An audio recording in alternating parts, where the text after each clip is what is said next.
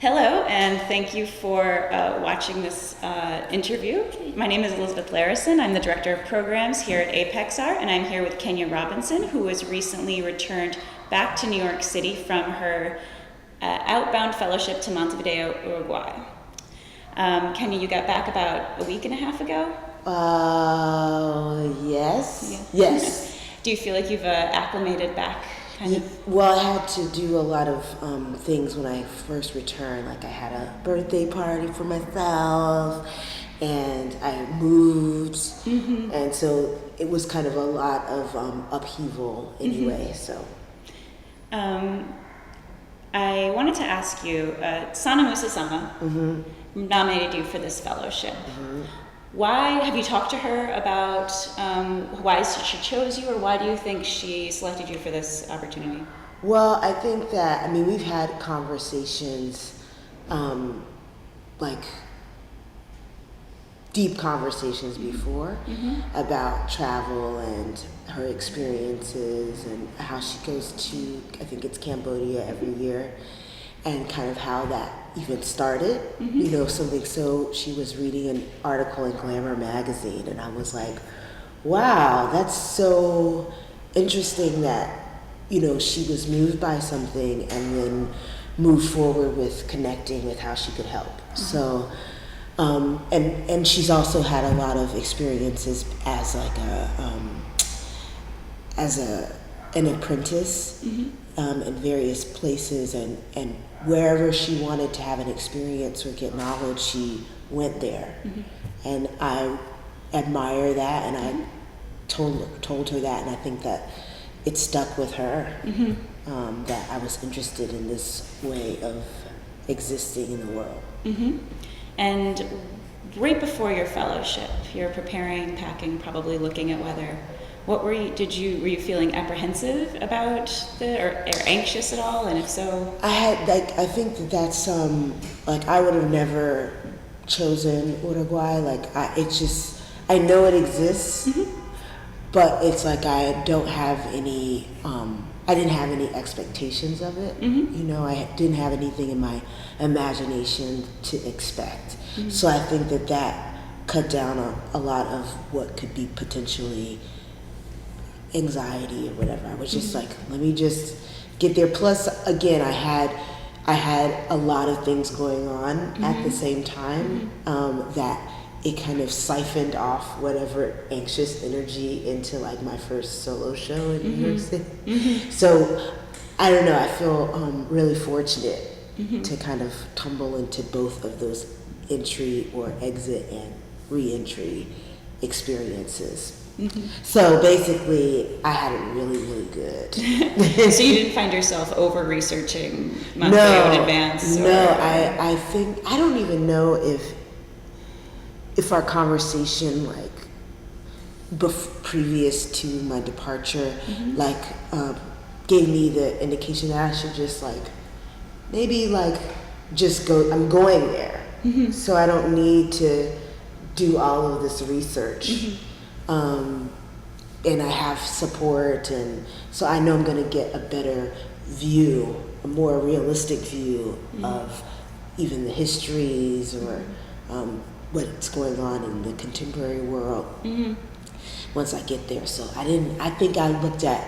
barely looked at one Wikipedia entry. Okay. And then I was like, Slight context. Yeah, no. Yeah. A lot of people find that they don't want to learn, or they don't want to over research something in advance, so that there maintains an element of surprise and discovery and learning things firsthand also. How did you feel about the idea of leaving New York City for 30 days in the beginning of summer?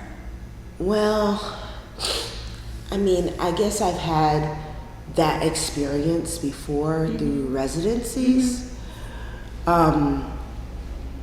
This is a summer that I'm super interested in being here for a chunk of time, because I can't, it's so much has gone on that it's why was I here really last summer? Or what was it about last summer that made me not have a sense of security and relaxation? So I was like, oh, I think I may be able to achieve that this summer. and then it's like, I gotta go.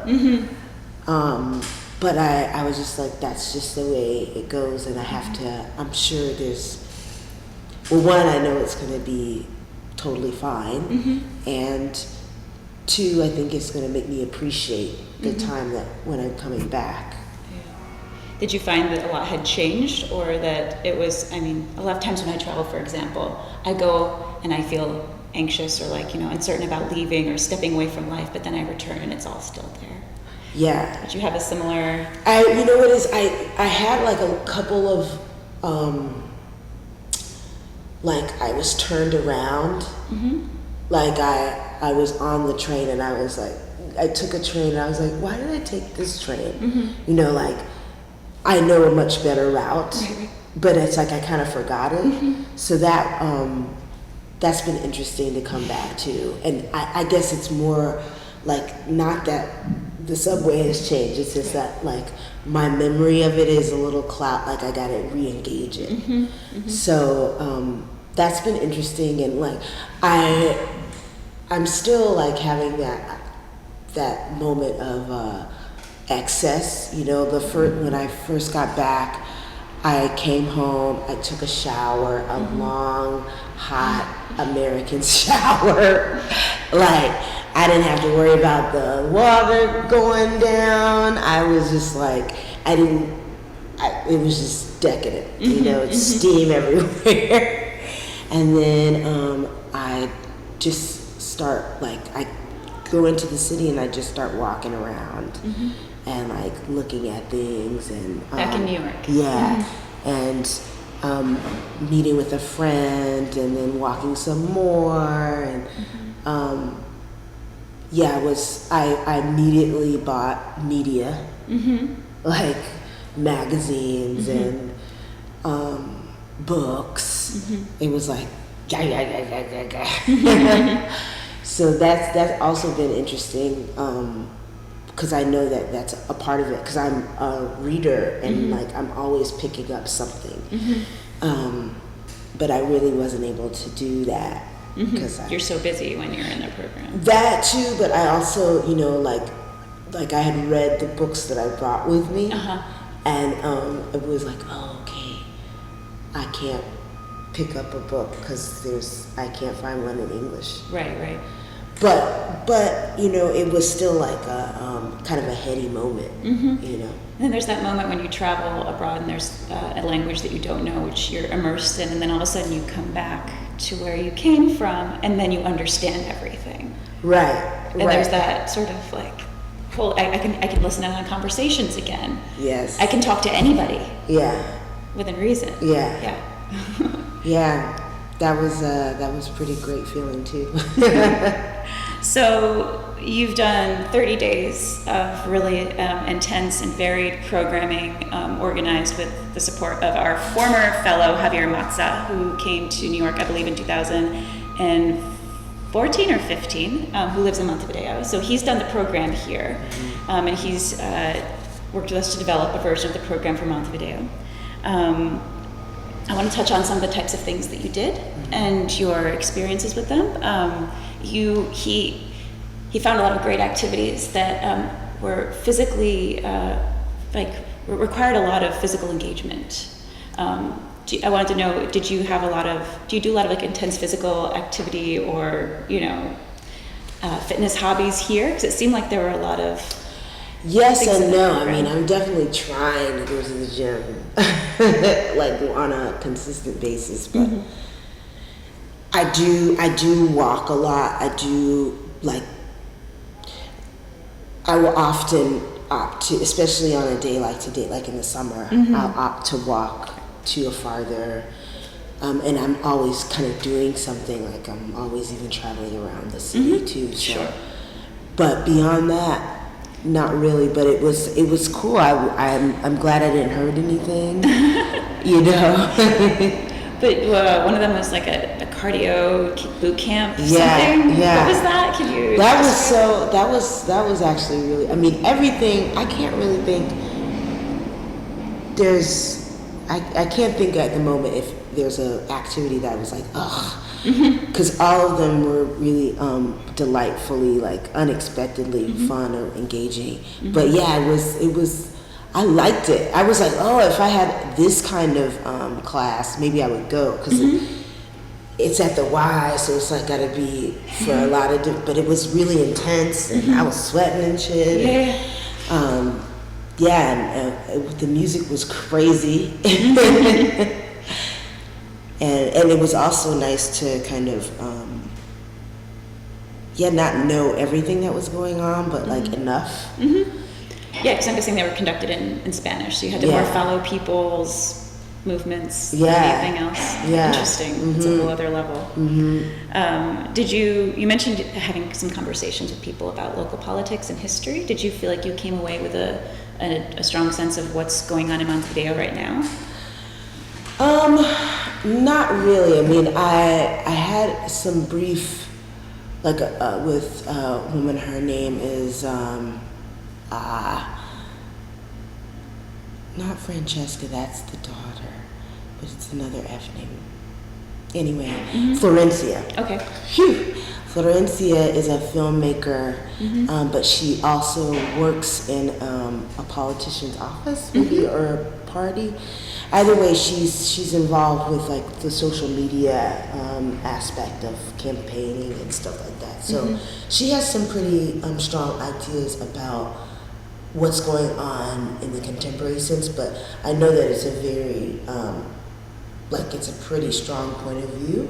And but far left or right, do you think? I probably far left, and I don't have a balance to somebody who's more far right to like really understand the kind of. But it was intriguing to speculate on the current status or state of government and politics based on the history, and like going to the legislative palace and seeing that and kind of understanding, okay, there are also two, there's like the upper house and the lower house, and kind of, what that looks like. Is it a very different legislative system in the U.S.? No, it's similar, but it's so much smaller. It's like, because it's not. The U.S. is huge. Yeah, and so it's interesting, kind of seeing like a miniature of it, because they talked about that. Oh gosh, what's his name? The general that's everywhere there, Artigas. Like he got a lot of ideas about government from the Constitution and the American Constitution and stuff. Interesting. So maybe it's probably similar. And what was the effect of, I'll say like the Spanish language on your everyday? Did you find yourself picking up more than you expected? Is it as hard to get around not speaking the language as you expected? What was your relationship to that? I mean, I think that there are two things at play. I wanted to understand, and they wanted to be understood. So we were at the same level of desire. So it was gonna come out. Like I had this conversation. I mean, it was a conversation with this woman who was sitting next to me in at the last concert I went to, and she was an older woman, and we were just having this conversation. She didn't speak English, and I didn't speak Spanish really. We had a couple of words, but enough of those words could get across a sentiment, and we also were sitting right across from each other, so there was the ability for body language to help facilitate it. And then as far as like kind of being out in public, I had some pretty good tools with the Move It app, and so I think also because I knew where I was going, thank goodness for technology, because I'm like, this wasn't around 10 years ago. So I'm like, oh, well, know where I'm going. It's gonna alert me, so I don't have to have this anxiety which like radiates off of you, and I can be more of my open self. And I think that helps facilitate things too. Did it surprise you that you could get along so well in a place that speaks a language that you're not super familiar with? I mean, I think I mentioned this in my interview previous to the trip, which is people have always told me, Kim, they could drop you off anywhere and you would be okay. And I mean, I accepted it, but I didn't really know, I didn't know what it meant really. But I got a sense of it during this trip, you know, that like, I am gonna be open to this experience, and I am gonna be really putting my best effort in, and that's not gonna go unrewarded. Absolutely. Jumping back to the politics thing again for a second, did you get a good sense that people were following politics in the U.S. or certain movements in the U.S.? And if so, did you find that those perceptions were in line for how you understand things here as well? Accurate? I mean, I think that, every time I travel, somebody, you know, asks me about, like, basically, they ask me about racism. And, you know, I think that what I communicated, because I feel like it's true, is that the United States doesn't have a monopoly on racism. Oh yeah, no. And so that, like, if you can, like, instead of asking me, like, what do you think it is? How does it reveal itself in your own country, which is, like, totally apparent to me. And so I just try to, I mean, that's usually what I get asked about. Like if it was another fellow, maybe they would get asked about ISIS or, you know, terrorism or something like that. But because I think that, you know, the way I present, like, it's like that's the question that they want to ask. So accurate, I mean, it's like I don't think that the media in general creates an accurate picture of anything, like most anything, at least now. I mean, I think that, you know, it's really so unregulated and so much about like being able to get these like advertising dollars, so that, you know, I'm suspicious all around. So I don't think that they're getting the right information. No more than we are here, Exactly. even. Okay, fair enough. And you mentioned this a little bit in your blog posts about feeling like you couldn't be as anonymous there because of race. And I was wondering how, if that feels, I mean, obviously you can't be as anonymous there, maybe as in New York, but other than that, was your experience of race very similar to here, or? I mean, as far as like how I could see like where I was living and that there was like no black people, and I'm sure if I went to another place it would be more of a, like, there would be some representation, you know.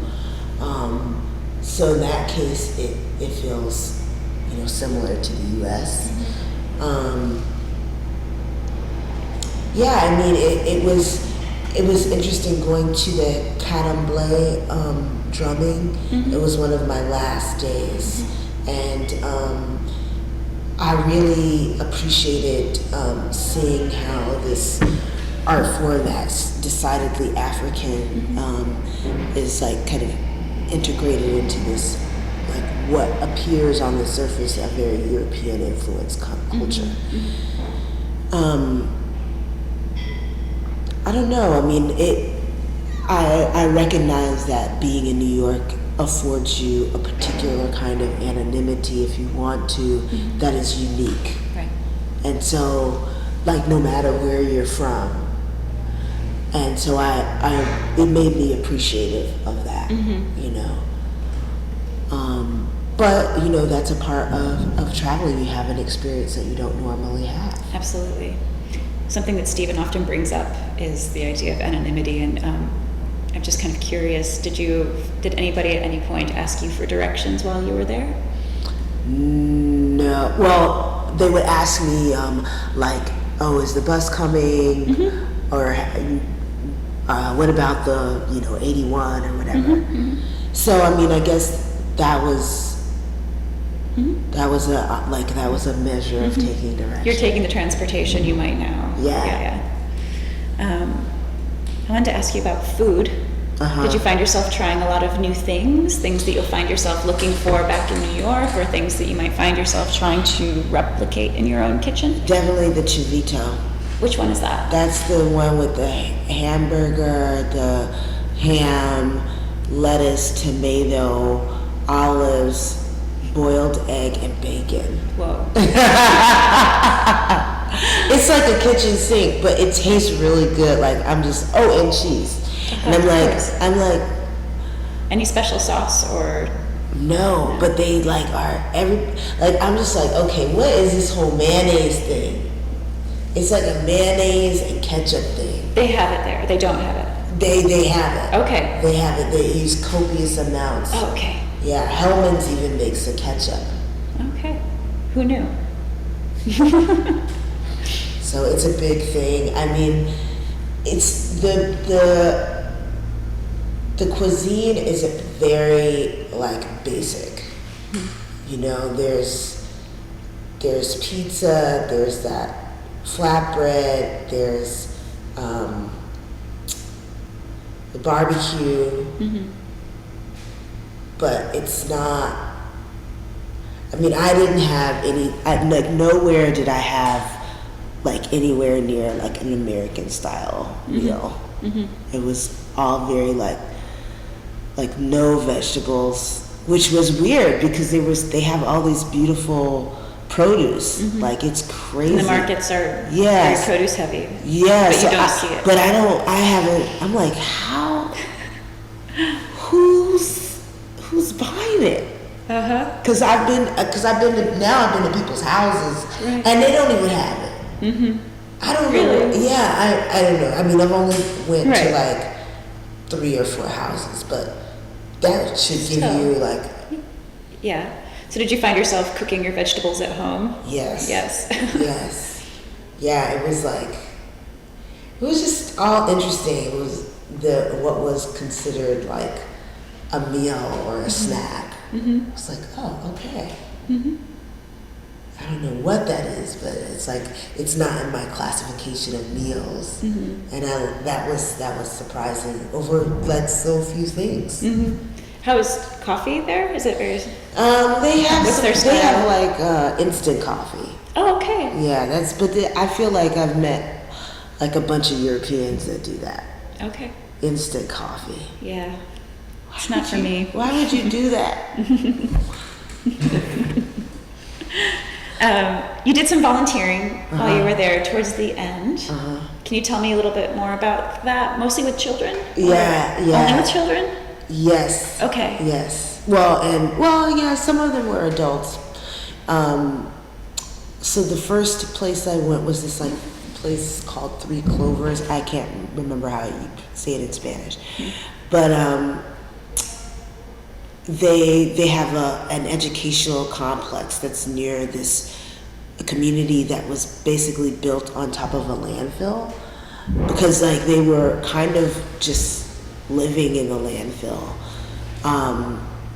and so they built these rudimentary houses, and they have all these families, and so the kids come to this complex after school. They have a gym and a garden, all these classrooms. There's they do everything from, I think, kindergarten to the end of high school.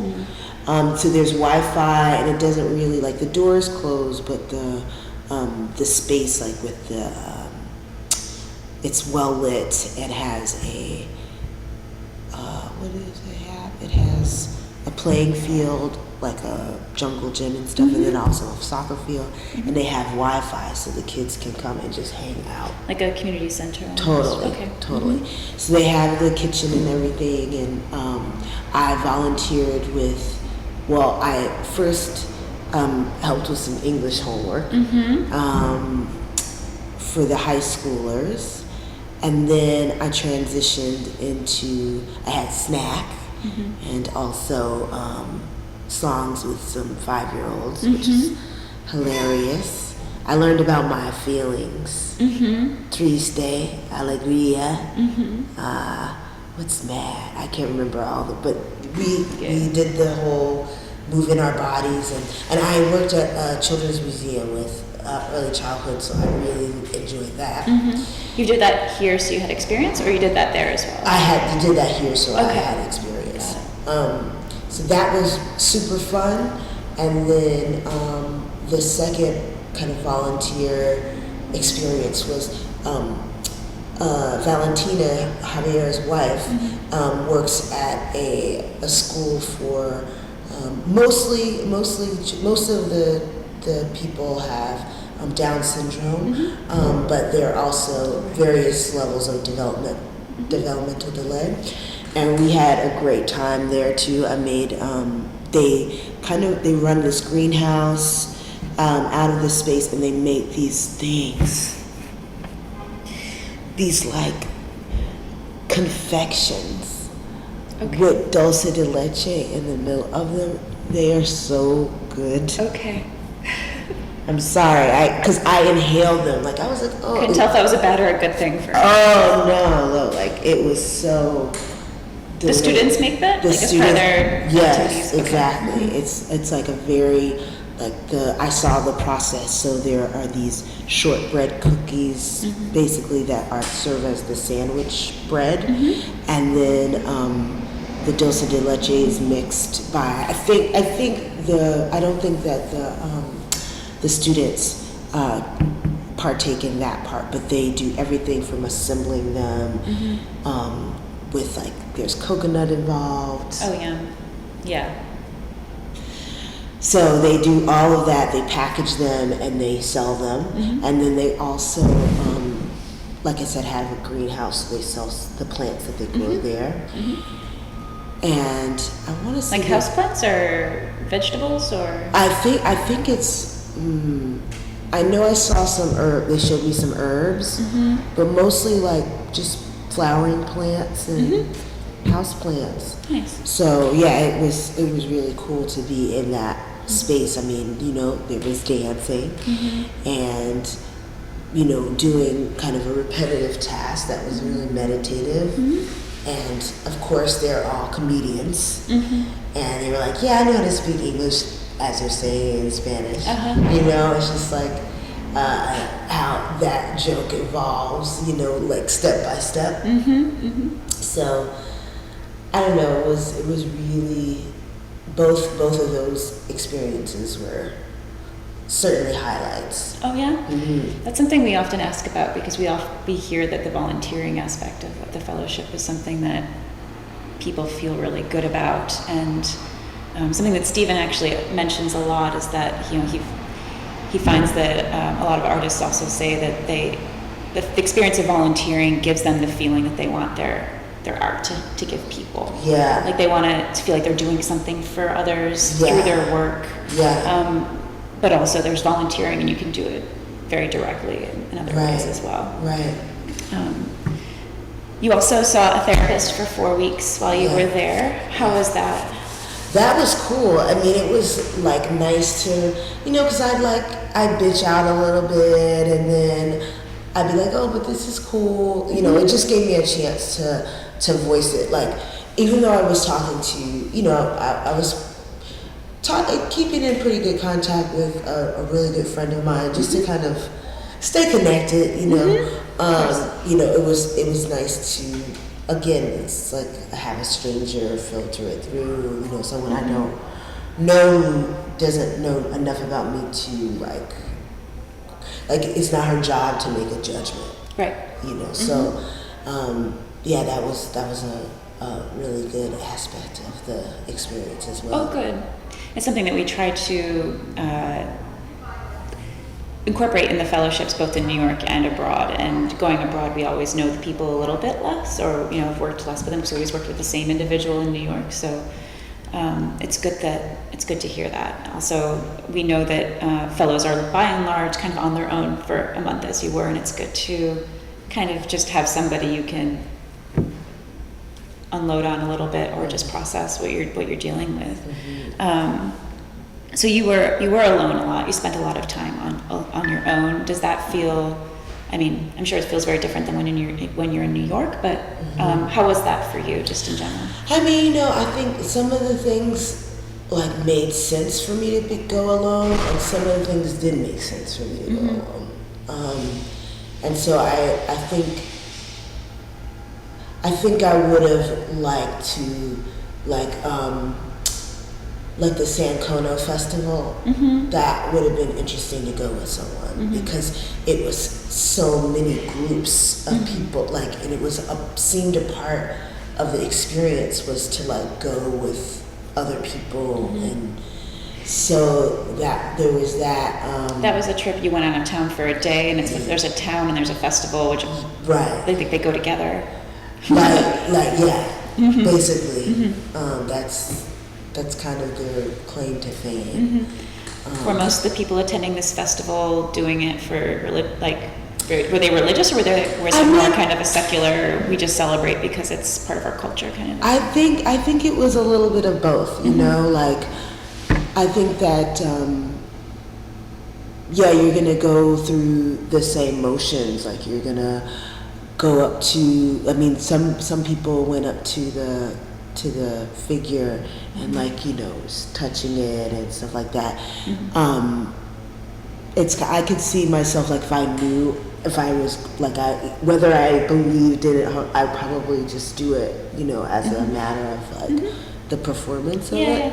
So I think it was also, again, historical and cultural, and there was vendors and food and little rides. So it was really this opportunity to do a lot of different things.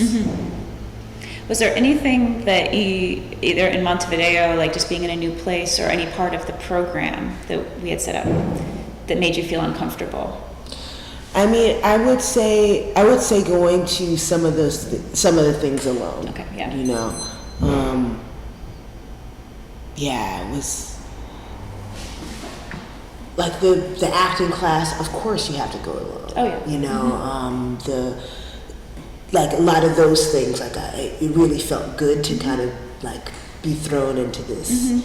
Do you feel it was valuable to be alone? Yeah, yeah. I mean, I think that, like I said, I think that the activity, instead of a carte blanche of because some of the best times I had was when I went to go see something that, I went to go see a dance performance with Natalia, who is one of Javier's colleagues, and that was it was so cool. It was so cool to have a conversation just before, see the show, have conversations afterwards, and really, she's coming from this particular space. It was really that added some things. And then when I first got there and met with Florencia and her colleague for this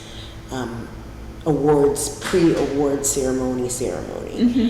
That, I mean, we walked back over, basically took a long walk instead of taking a taxi or a bus.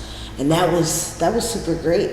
Those are really, because I realized that, when I travel, this has been pretty consistent, that yes, I can be totally impressed by the architecture of a space, and have those and take those snapshots, and I catalog it, right? But it's those conversations that really make the trip worthwhile. It's oh, okay, I haven't thought about it like that. Or, thank you for joining me on this new experience for me. Oh, yeah. That really feels good, and it kind of it inserts itself really thoroughly in your mind. Roots the experience, and right.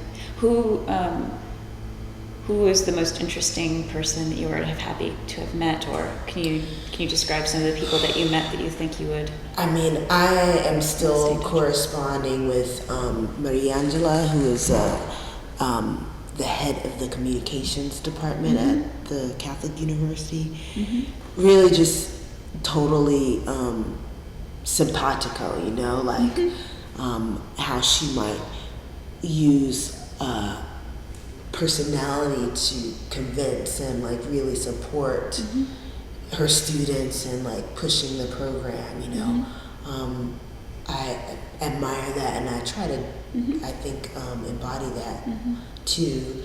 And then meeting Natalia, that was super dope because she made me think about she made me really think about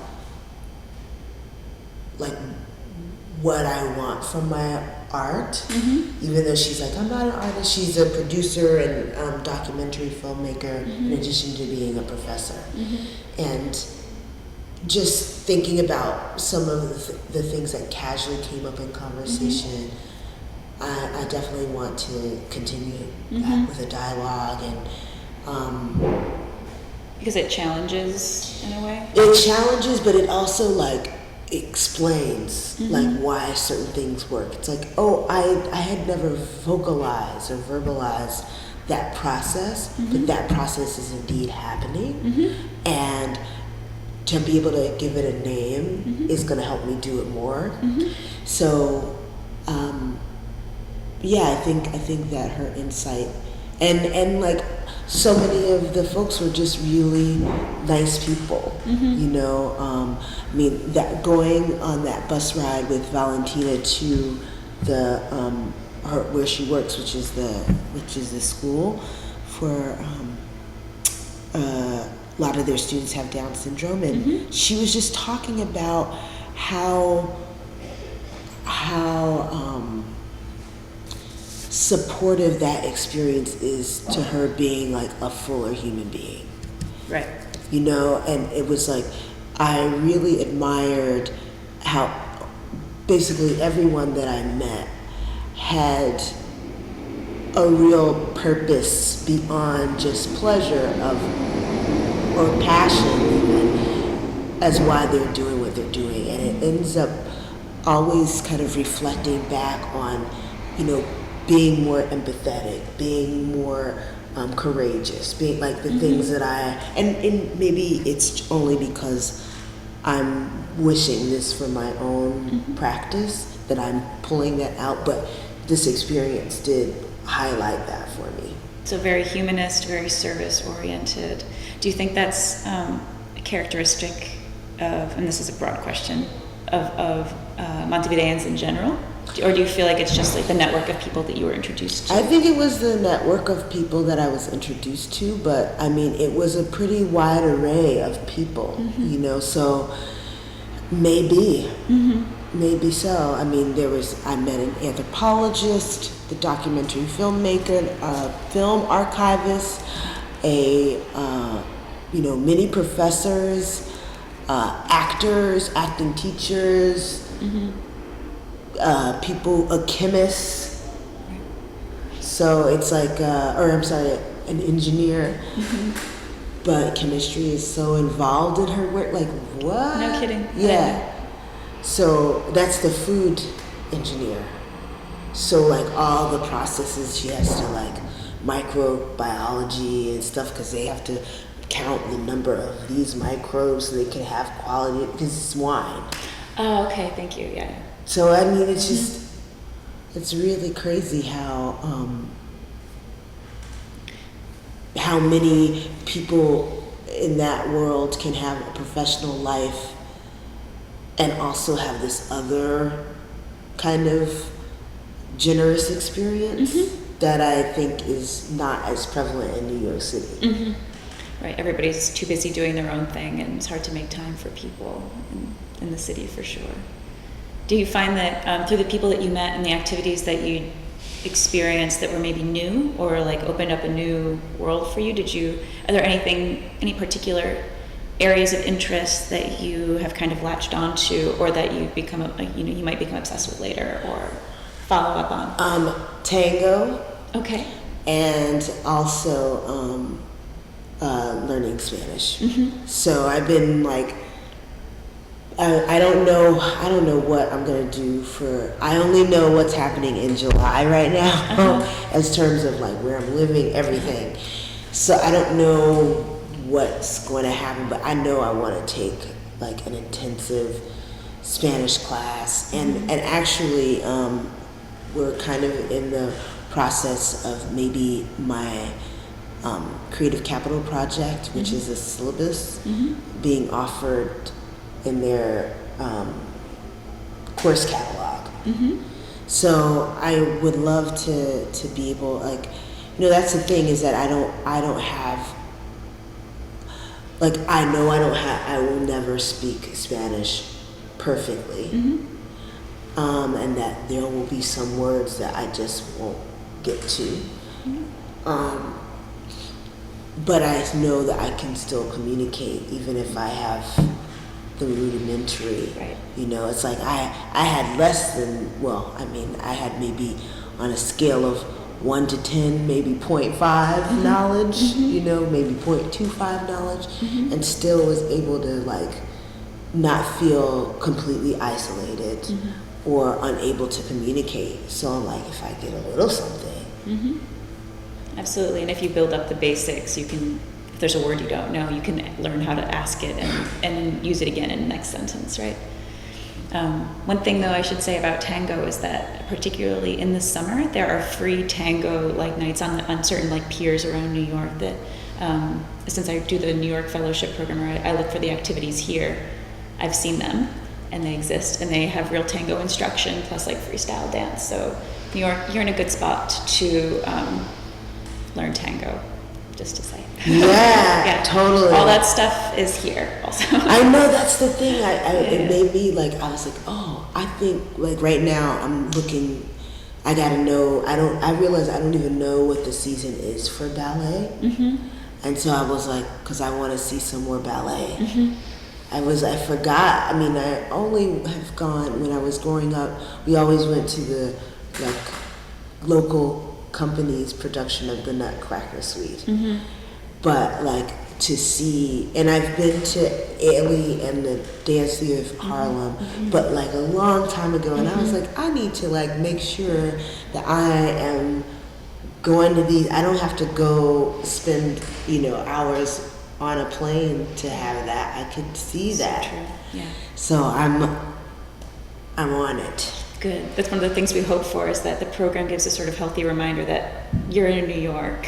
You can get almost anything you want in terms of food or entertainment or exposure or culture. Yeah, it's real. So many things that go underappreciated here also by everyday New Yorkers who are too busy rushing and doing their day-to-day. I had another question, but I lost it. Going back to the people that you met and the people that you were among for a month, did you kind of notice any particular bits of etiquette that were different, or manners that were different in Montevideo compared to New York that you had to absorb? The only thing that I had to do was we kissed, like like that's like, and it was really like it. Because I was immersed, it didn't seem so strange. Like very quickly, it was like, oh, okay. Everybody did it. Like people came into a room and like would kiss everybody. Everybody in the room. In the room. That's a lot of work. That's a lot of work. And everybody else has to do it across, I think, all the permutations. Yeah. It's always a tough one when you enter a big room, and do you do every person above your I mean, I've seen. So when the first time I saw it was at the educational complex. So she comes in and she kisses everybody. I was like, whoa. This is very fantastic, interesting. Right. Something that stands out. Mm-hmm. Did you feel what was your experience of being American in a new place? A lot of times when people travel, or me myself, I don't really feel American in a great way, but then when I'm away, I feel like people see it, and I have to be. Yeah. Mm-hmm. Yeah, I mean, I had this one experience before in Berlin, and this guy was, I'm sorry, it was in Austria. Mm-hmm. When I went for another artist, like performance as a performer, mm-hmm. and it's one of the final nights that we're there, and we're all walking down the street. It's like a group of the performers, some of which are local and some of them are American, mm-hmm. and it's like out of this whole group, this guy runs up to me. He's like, American, like it was like you. Mm-hmm. So I realized that it looks very obvious, mm-hmm. because that it could look obvious. Mm-hmm. So it wasn't so shocking this time around, because mm-hmm. I was like, oh, okay, that's the way I look. Mm-hmm. And there were lots of markers. Like I wear lipstick. Mm-hmm. They don't really wear lipstick there. Interesting. Yeah, I think that was like a big giveaway. And also there's a very consistent style. Like they all wear the same shoes. Like walking around, that's pretty much, and even like with the offerings are pretty basic. Mm-hmm.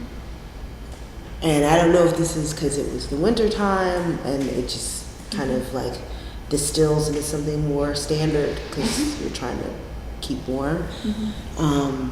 But it was definitely a style that I didn't have any of the parts, so they could totally tell that I wasn't from there. So we try to keep people out of the art world. We know people go there in the programs. What are your feelings about the art world in Montevideo, or is there one? I don't think there really, I mean, there's street art, which is very prevalent there. There's like artifacts, kind of crafts world, and that could even branch off into painting, for example, because I can't remember this artist's name, but basically it's like very colorful and graphic. And so many people, I think he's dead now, but like so many artists kind of use that as a standard to kind of make their own work. So there's a lot of things that look similar. But I think that cultural aspects are, they have a lot of traditional culture, like whether it's ballet or candomblé or tango, that's vigorously supported. But people are really, I think they're really passionate and also very determined to get their work out there. So even though there's not a lot of support, they're like just pushing, keeping on pushing. Like with theater, I see it a lot more so than like visual arts. But I mean, I think that there are going to be plenty of people who are like come up with a set for something that looks or feels more like an installation, and it's going to find its way out to other people that can support it. Yeah, I mean, it's not, I mean, again, New York is so unique that it's like hard to even, like there's no real sense of comparison, because even amongst other metropolitan areas, New York is unique. So, in some senses, I think totally yes, but also sometimes as I've traveled, I see a lot of Brooklyn is everywhere in the world. And there's sort of like a branding that's going on with like urban areas that try to replicate the eclectic or origins of New York. That's also completely I don't really. false. You know what? I didn't get a lot of that in Montevideo, Really? and I see a lot of like. I'm trying to think. Where did I see Brooklyn? I saw. I mean, they like Brooklyn in a sense. I think it's more widespread. Like it's not specific to Brooklyn.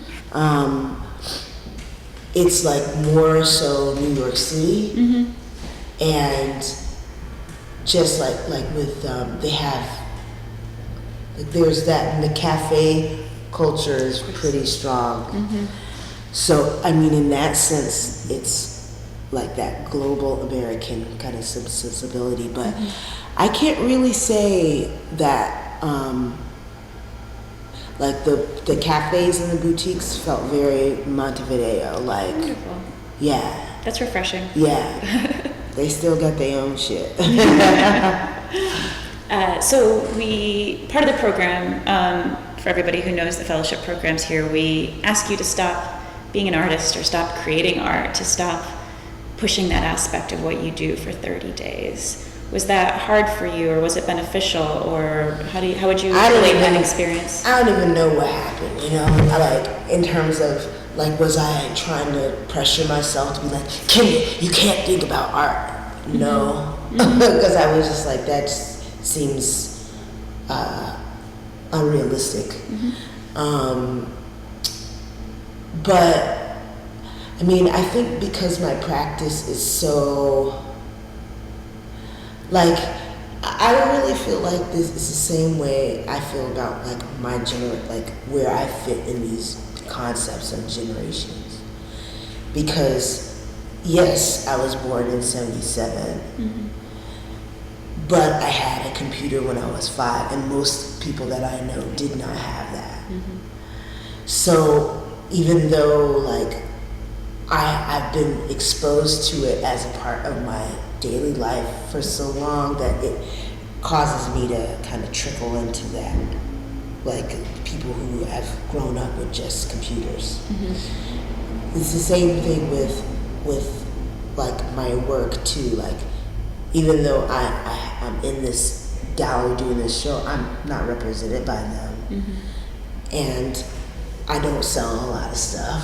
I'm not really a participant in the market.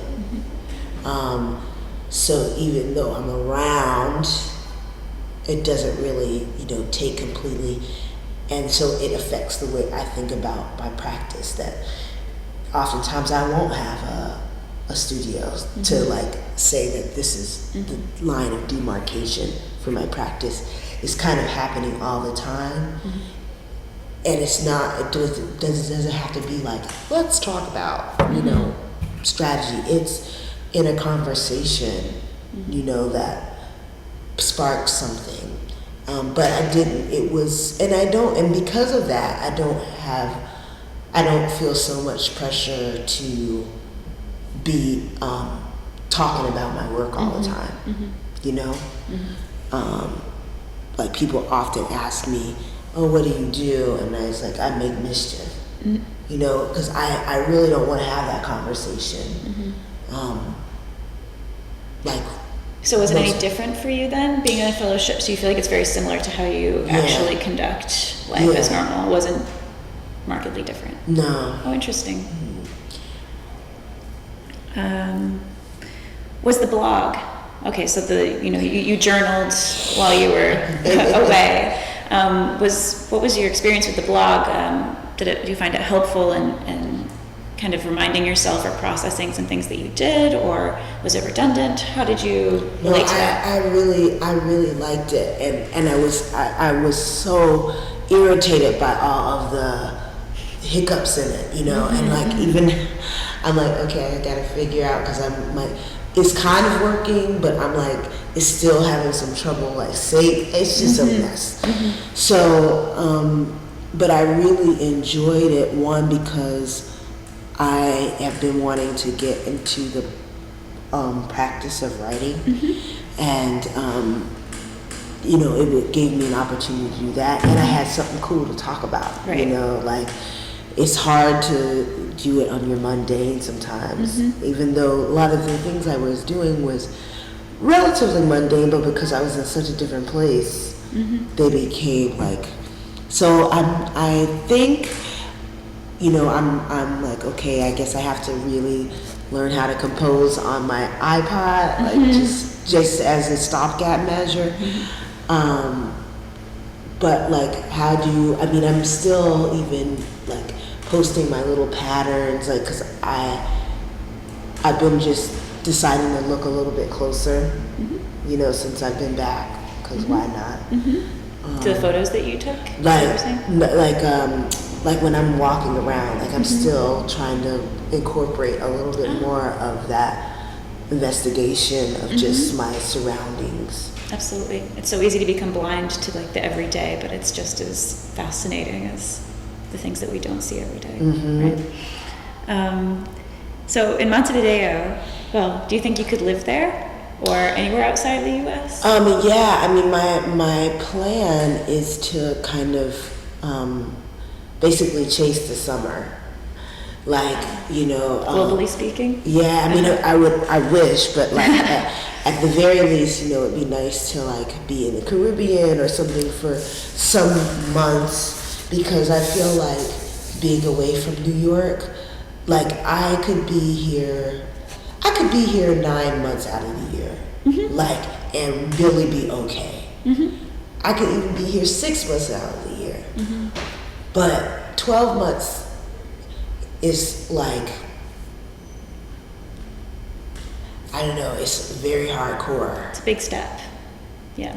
I mean, and I've lived here for, I mean, now it's like 13 years, and most of that time I've lived here year round. And I don't know, I mean, I feel like I need to take a break from New York sometimes. It's so intense, but I don't want to be in a position where I can't come back, and forth regularly, and because what this trip reminded me, as almost every trip I've done reminds me, is that New York is my home. I mean, it really is like the core of who I've become and how I think about the world.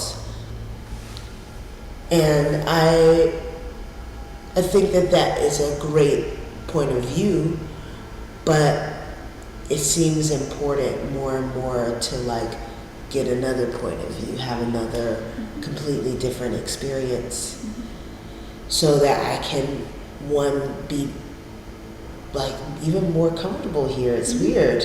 Also gives great context to, what becomes normal or what becomes invisible here. It becomes so much more obvious. You mentioned some things in your blog, actually, like the way that trash is taken out, or like the size of appliances. Having that as context vis-a-vis what is here. Oh my gosh, totally. Like I'm like, how can I, live it? Because I'm like, I could get the same. They have all that stuff. I could get it anywhere. Yeah. Probably on Craigslist at some point. Oh yeah. And so I'm like, oh, I could do that. That would be. Are you going to be adopting a minimalist lifestyle going forward? Well, I mean, I feel like I have, as a squatter, have perfected a minimalist lifestyle in New York, and I'm always like purging and like, okay, I need this to be in one move, kind of scenario.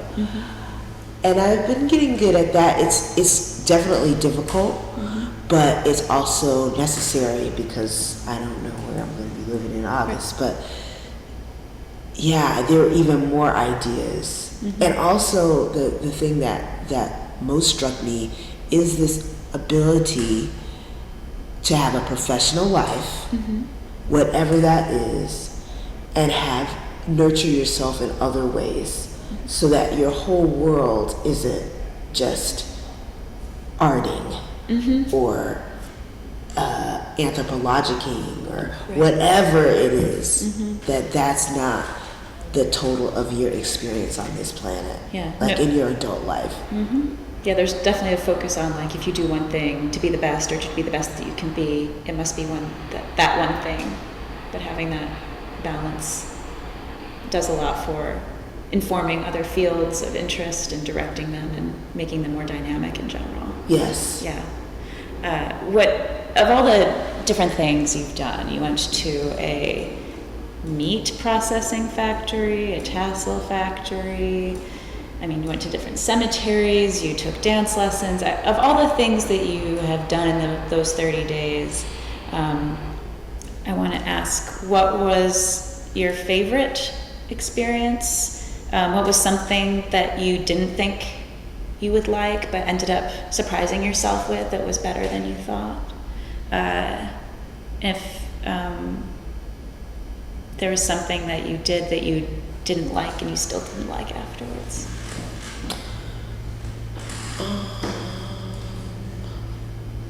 My favorite thing, gosh, my favorite thing. You can give a couple if you're torn, but it's like, it's not a matter of two. It's like so much of it kind of built on the other thing. But going to the slaughterhouse was crazy. It was just so epic. I'm still thinking about it. So that was, I can't say favorite. It's not like a favorite kind of activity, but it's like the most epic, the most fascinating on like so many different levels. Political, totally. And then, what was the other part? Oh, something that you that maybe surprised you, that you ended up liking, that you didn't want to do in advance, but you kind of just jumped in anyway? There was nothing that I didn't want to do. I'm trying to think, was there anything that I didn't want to do? No, I wanted to do all the stuff. Something that was surprising, though, because you could want to do it and still be surprised. Right, of course.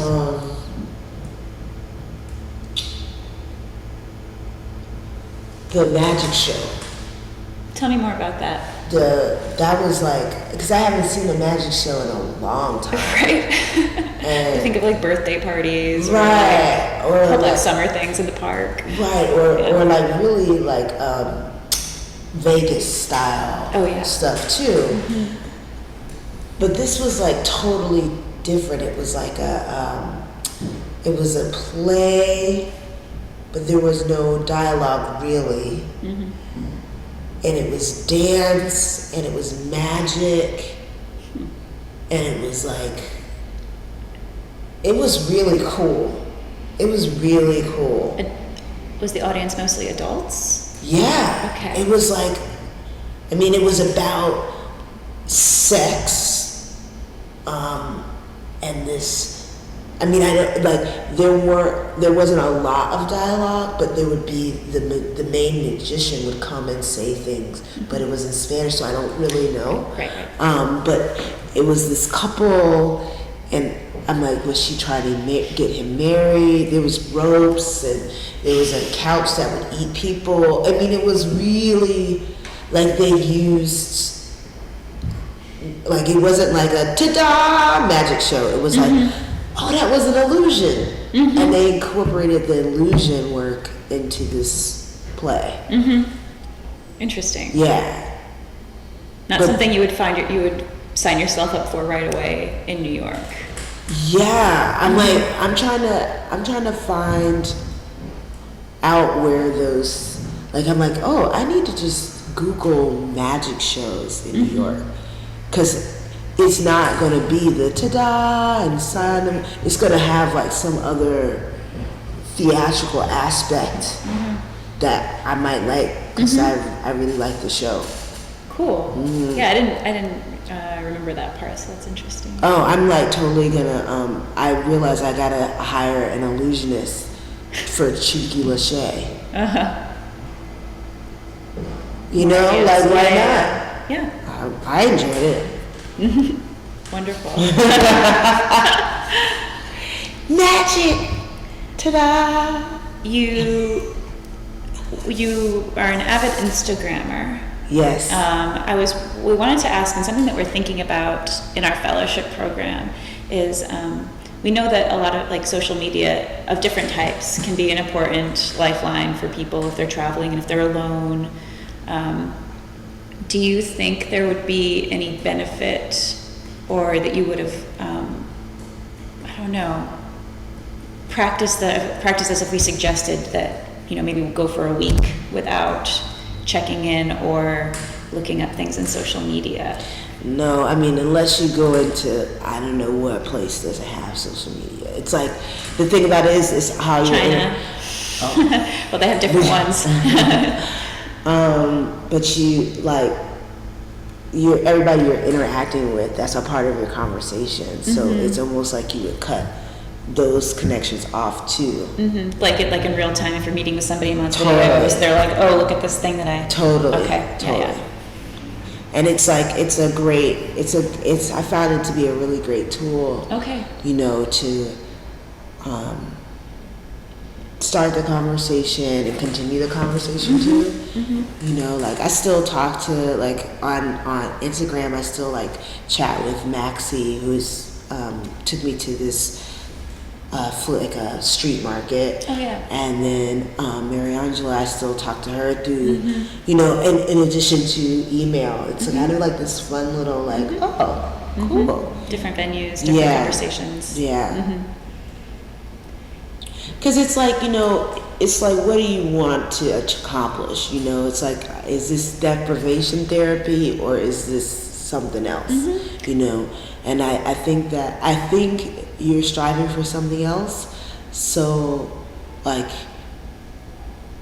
you can be outside of the world, like, you know, that you know just by going there. And it's not like, and I realize, I mean, I only use Instagram really. So there's this opportunity. I mean, for me, I guess it was great because I only have access via Wi-Fi. So I could quickly take my snap and not have to worry about like trying to upload it right now. But that's a part of my whole stilo. You know, I purposefully do not have a smartphone because of that, but that's my own. Got it. No, that makes sense. Thing. Yeah, the whole idea behind it is if people feel too tethered or still too distracted by what's going on in daily life and their own social media, that they can't be present or, you know, free to experience things where they are. But you kind of already implement this into your daily cycles and schedules and stuff. Yeah. Fair enough. Almost through all the things that we wanted to check in and ask you about in terms of your experience. A few final questions.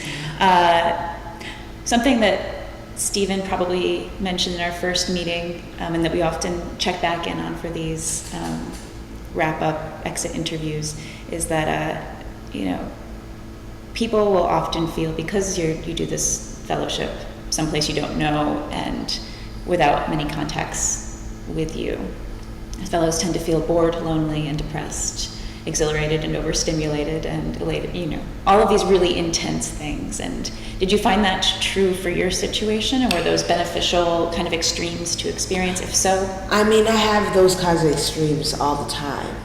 You know, like I'll have a project that I'm working on that is a deadline, so that's like high energy, and then I will, or if I'm around, I realize like it's like I keep on reminding myself, okay, you're an introvert. That's why you feel so drained. Like my dad came and for a weekend, and of course I had to organize and be present with him, and then I have friends who were doing some stuff, so I was around a lot of people this past couple weeks, you know.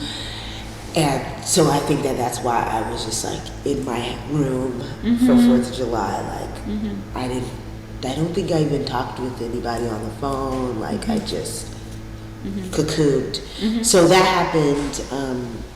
Like I really allowed myself to do that because I had the free days. So sometimes that's what I would do. I would just like Reset. reset.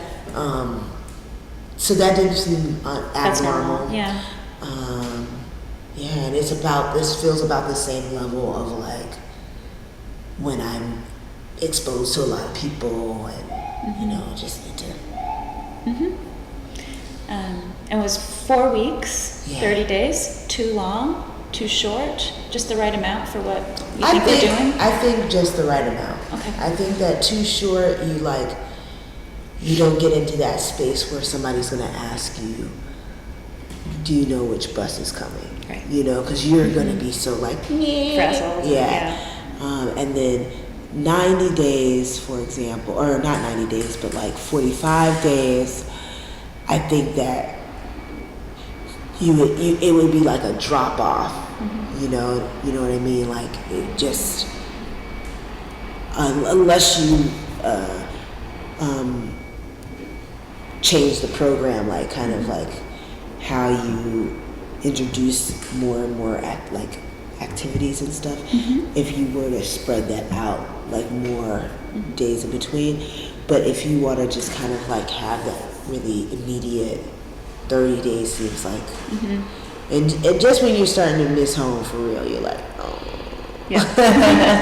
A lot of people will say that in the beginning, you know, you're kind of high on life and everything is new, and then maybe week 2 start to get a little like homesick, but also starting to get the flow of things. You might have like your favorite restaurant for breakfast or Right. something else, and then maybe week 3 you start to really start to miss old habits or old ways, but then week 4 you're thinking, oh my gosh, I have to leave so soon, and when am I going to be back, and will it happen? So you start to cling a little bit more closely.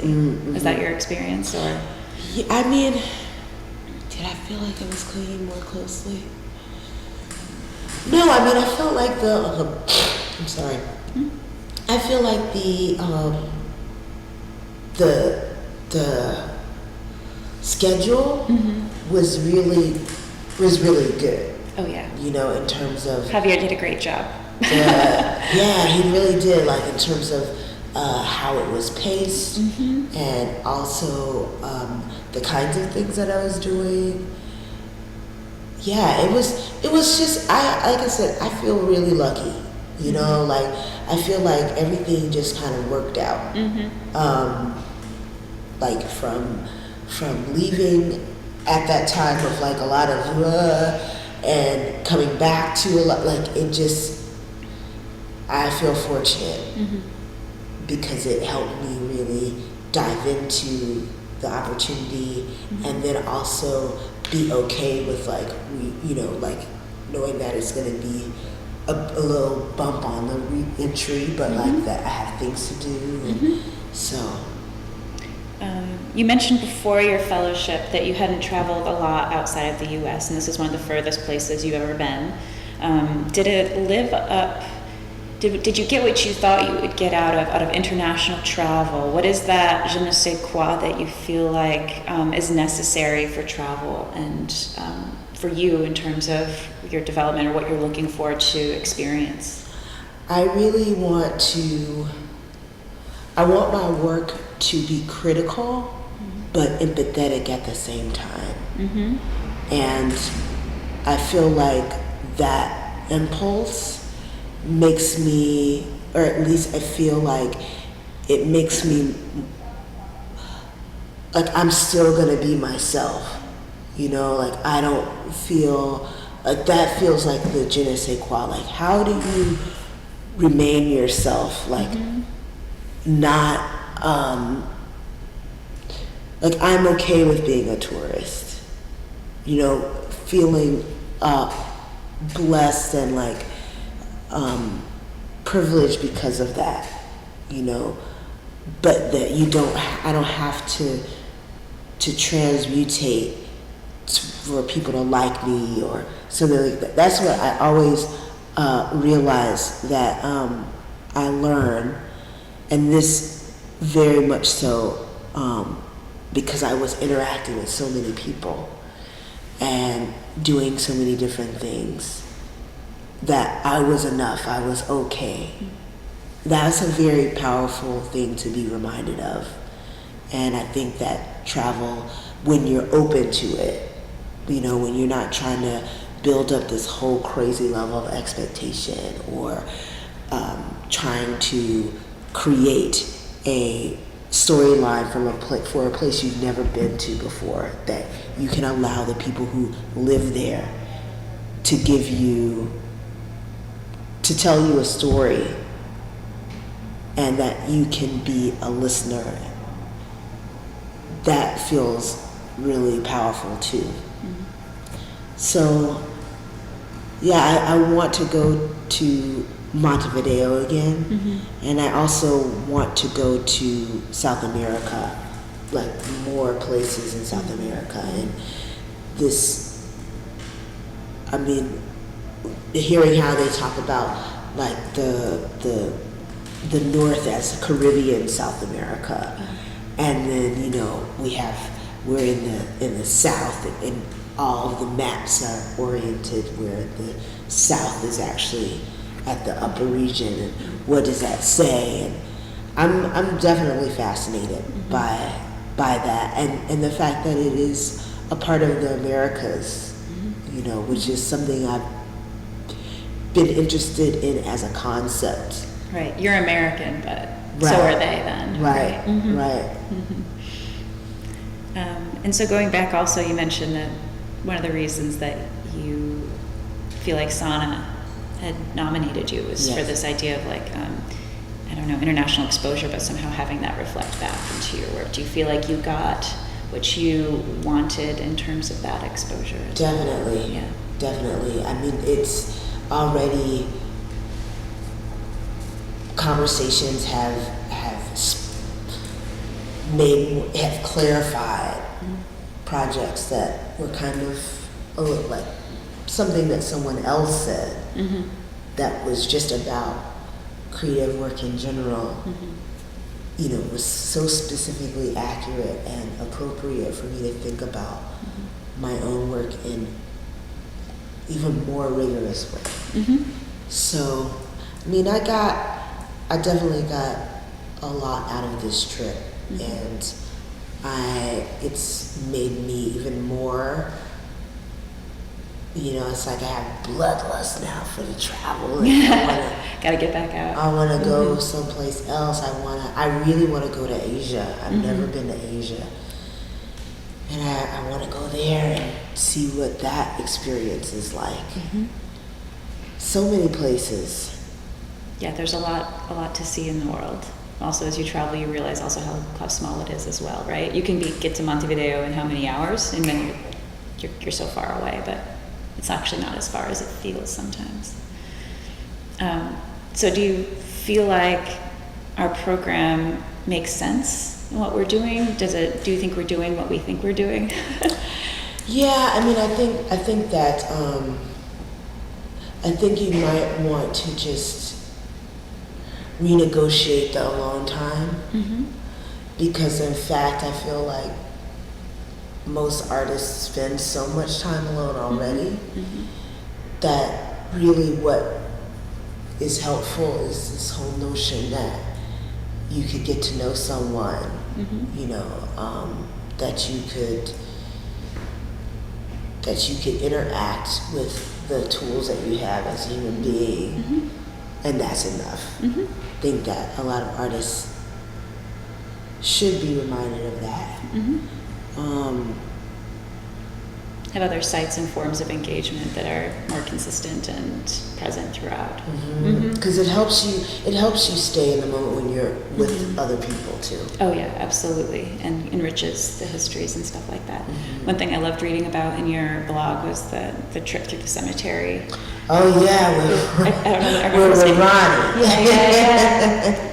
The character. Yes, exactly. Mm-hmm. But people give so much greater meaning to certain experiences and so on. Mm-hmm. Absolutely. Kenya, thank you so much. Thank Glad you enjoyed your fellowship, and thank you for tuning in.